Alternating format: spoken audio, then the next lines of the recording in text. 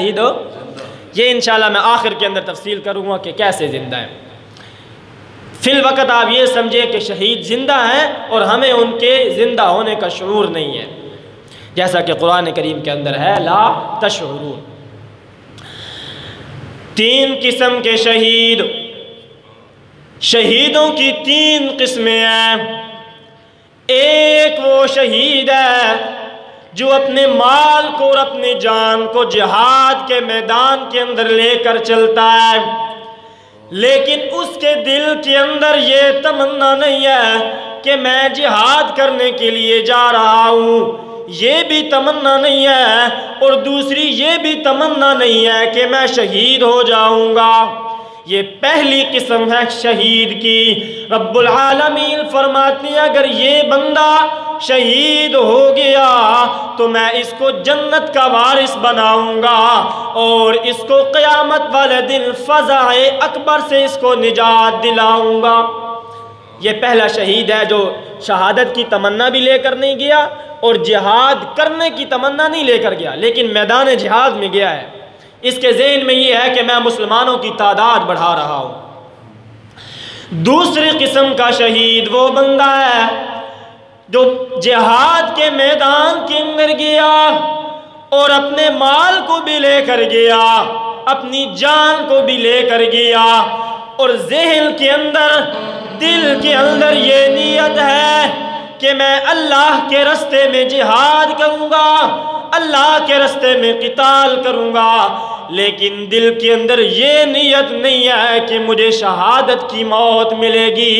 رب العالمین فرماتے ہیں میں اس کی شادی حور عین سے کروں گا اور اس کو حضرت ابراہیم علیہ السلام کے گھٹنوں کے ساتھ بیٹھنے کا موقع عطا کروں گا۔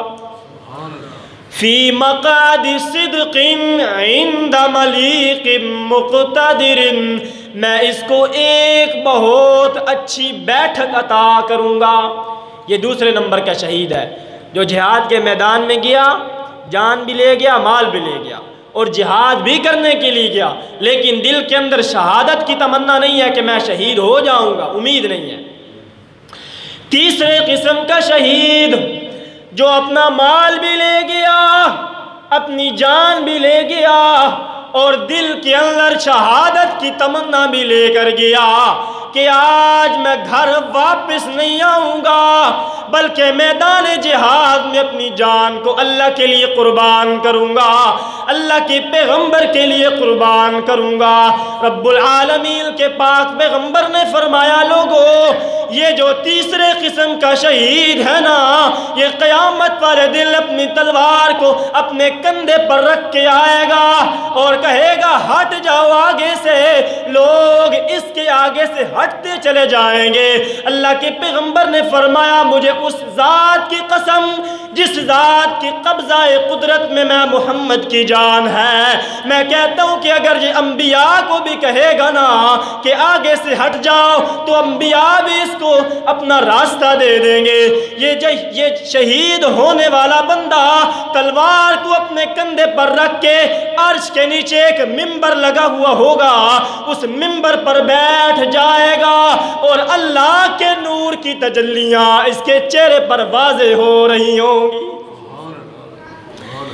یہ ہے تیسرے نمبر کا شہید۔ یہ 3 قسم کے بندے ہیں جو شہید ہیں سارے جنتی، سب کو مقام ملا، لیکن یہ تیسرے نمبر کا جو شہید ہے نا، جس نے کہا کہ آج میں نے گھر واپس نہیں آنا، شہادت کی موت پا کر ہی آنا ہے، اس کا مرتبہ اللہ کے پیغمبر نے فرمایا بہت زیادہ بلند ہے۔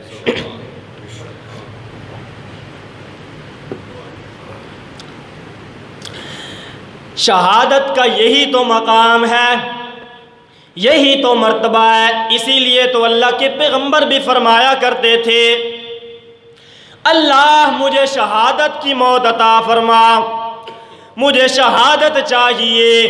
اللہ کے پیغمبر کہتے تھے والذی نفسی بیدہ، مجھے اس ذات کی قسم ہے کہ رب العالمین اگر مجھے شہادت کی موت عطا فرمائے، میں اپنے پروردگار کے ساتھ جا کر ملوں، اللہ مجھ سے پوچھے میرا پیغمبر تیری کوئی اور خواہش ہے تو مجھے بتانا، میں اللہ سے کہوں ثم احیا ثم اقتل، اللہ پھر مجھے زندگی عطا دے، پھر مجھے زندگی دے، میں پھر تیرے رستے کے اندر جام شہادت نوش کر جاؤں، اللہ پھر مجھے زندگی دے، پھر میں اللہ کے رستے میں قتال کروں۔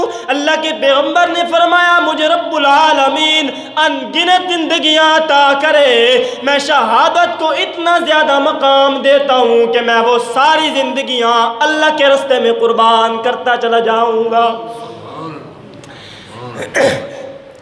اتنا بڑا مقام ہے شہادت کا، اتنی بڑی شان ہے شہادت کی۔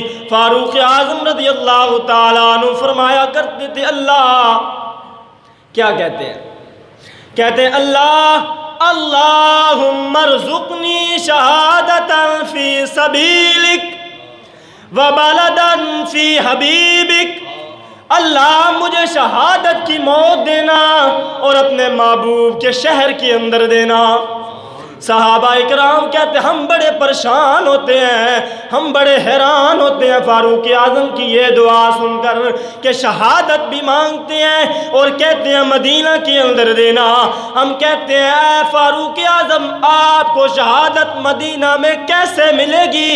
شہادت کے لیے تو میدان جہاد میں جانا پڑتا ہے۔ لیکن صحابہ اکرام فرماتے ہیں ہم نے جب دیکھا کہ فاروق اعظم رضی اللہ تعالیٰ عنہ اللہ کے پیغمبر کے مصلی پر شہید ہوئے تو ہم نے اللہ کی رحمت کو دیکھ لیا۔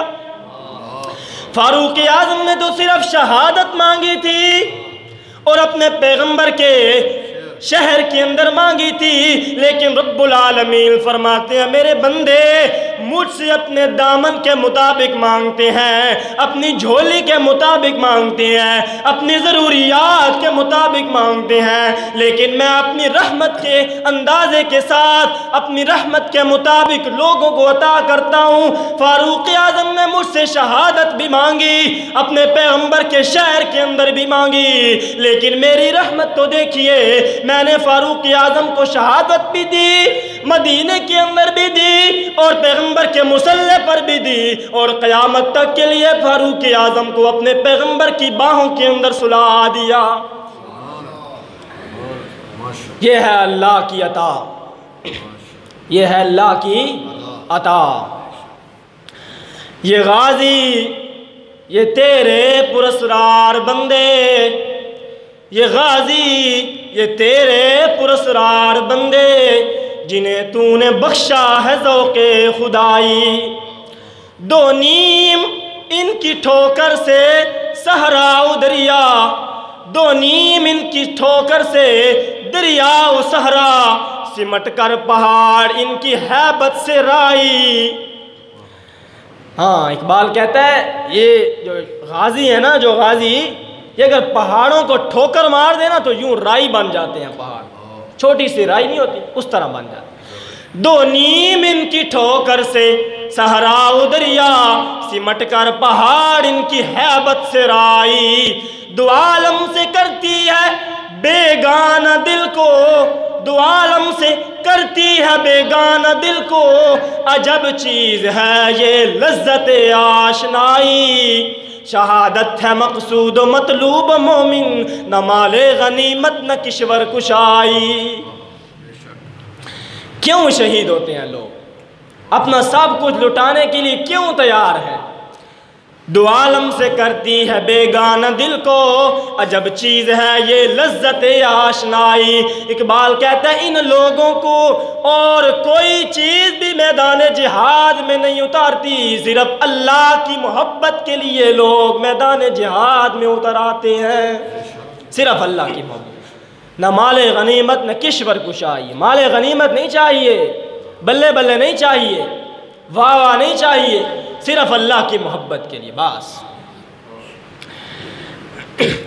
یہ اتنا زیادہ مقام۔